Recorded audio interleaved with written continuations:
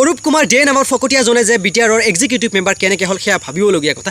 কাৰণ যোগ্যবিহীন, যোগ্যতা যাৰ নাই, মানসিক ৰোগী, সন্ত্ৰাসী মনোভাৱৰ, যিজনৰ সন্ত্ৰাসী মনোভাৱৰ দ্বাৰা ভৱিষ্যতত বড়োলেণ্ডত আকৌ এবাৰ গোষ্ঠী সংঘৰ্ষ হোৱাৰ সম্ভাৱনা আছে। যেনেদৰে অতীতত গোষ্ঠী সংঘৰ্ষৰ দ্বাৰা বড়োলেণ্ডখন একদম অশান্তিকৰ হৈ আছিল, ঠিক তেনেধৰণে হোৱাৰ সম্ভাৱনা আছে। আৰু সেই সম্ভাৱনা অৰূপ কুমাৰ দে নামৰ ফকতীয়াজন আৰু মল্লা বৰুৱাৰ দৰে মানুহৰ চিন্তাধাৰাৰ ফলত কিন্তু হোৱাৰ সম্ভাৱনা আছে। এয়া আমি বিৰোধিতা কৰিব লাগিব, এই বিষয়ত আমি সচেতন হ'ব লাগিব। আমি এনেকুৱা ফকতীয়া যাৰ যোগ্যতা নাই, মানসিক ৰোগী, তেওঁলোকক জনগণৰ প্ৰতিনিধি বনাব নালাগে। ইছলাম ধৰ্মাৱলম্বীৰ মানুহ ইয়াতে দবদবানি নচলিব। তেওঁলোকে বাংলাদেশৰ পৰা আহি হিন্দু মানুহৰ মাটি অকুপাই কৰিব, এই গভৰ্ণমেণ্টৰ সময়ত এইবিলাক সহ্য কৰা নহ'ব। আৰু এইটো মোৰ সমষ্টিত হৈছিলে। তেওঁলোকে জবৰদস্তি আহি আমাৰ হিন্দু মানুহক আটক কৰিছে, আক্ৰমণ কৰিছে, মহিলা মানুহৰ ওপৰত হাত তুলিছে, পিটিছে, ব্লাড ওলাইছে। জনপ্ৰতিনিধি হৈ এনেধৰণৰ মন্তব্য দিয়াটো হোৱাট ইজ দিছ? দুটা ফৈদৰ মাজত ভূমি লৈ কাজিয়া লাগিছে, তাতে ইছলাম ধৰ্ম, মুছলিম সম্প্ৰদায়ৰ নামটো কিয় জড়িত কৰা হ'ল? তাৰ মানে কি বুজাইছে? তাৰ মানে গোষ্ঠী সংঘৰ্ষ লগাই দিয়াৰ চেষ্টা এয়া। আৰু ইয়াৰ তদন্ত নিশ্চয় প্ৰশাসনে কৰিব, কিন্তু প্ৰশাসনে কৰাৰ লগতে আমি ৰাইজেও বুজিব লাগে যে কোন কাৰ কাৰণে কাম কৰে।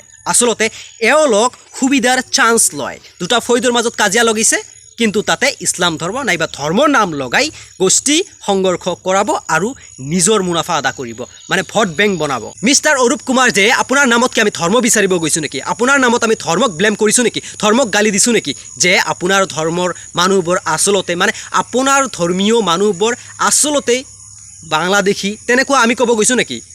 কেলা আপোনাৰ ওপৰতে মোৰ সন্দেহ আছে, বাংলাদেশী মূলীয় আপুনিও হ'ব পাৰে, নে আপোনাৰে অলপ তদন্ত কৰিব লাগিব নেকি?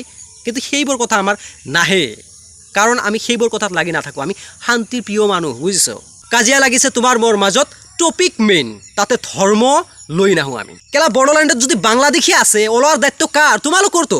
তোমালোকতো জনপ্ৰতিনিধি নহয়, তোমালোকেতো চৰকাৰত আছো, তোমালোকে ওলাই দিয়া না বাংলাদেশী যদি আছে এজন। কি ঘেণ্টা বাৰে বাৰে চান্স পালে কৈ দিবা যে বাংলাদেশী ইছলাম ধৰ্মীয় মূলৰ এইবোৰ বাংলাদেশৰ পৰা আহি কিনে কাজিয়া কৰিছে, আমাৰ হিন্দু মানুহক মাৰি আছে। তাৰ মানে কি? ইছলাম ধৰ্মৰ মানুহ বাংলাদেশৰ পৰা আহি হিন্দুৰ লগত কাজিয়া কৰি আছে, মানে ভোট বেংকৰ কাৰণে কি যে এটা ষড়যন্ত্ৰ বনাইছে গোষ্ঠী সংঘৰ্ষ লগাই দিয়াৰ কাৰণে।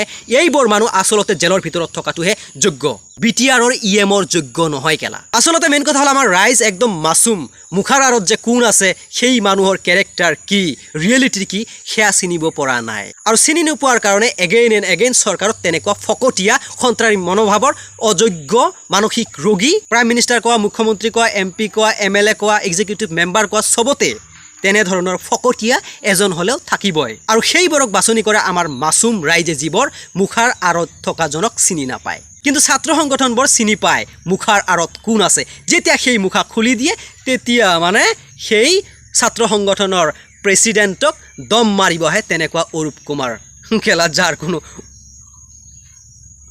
আশা কৰোঁ সকলোৱে আমাৰ ভিডিঅ'ৰ উদ্দেশ্য বুজিবলৈ চেষ্টা কৰিব। তো ভিডিঅ' চাই তাত থাকিলে আস্তে আৰু সাৰ্বজনীন খুশি বাৰ্তাৰ। আসসালামু আলাইকুম।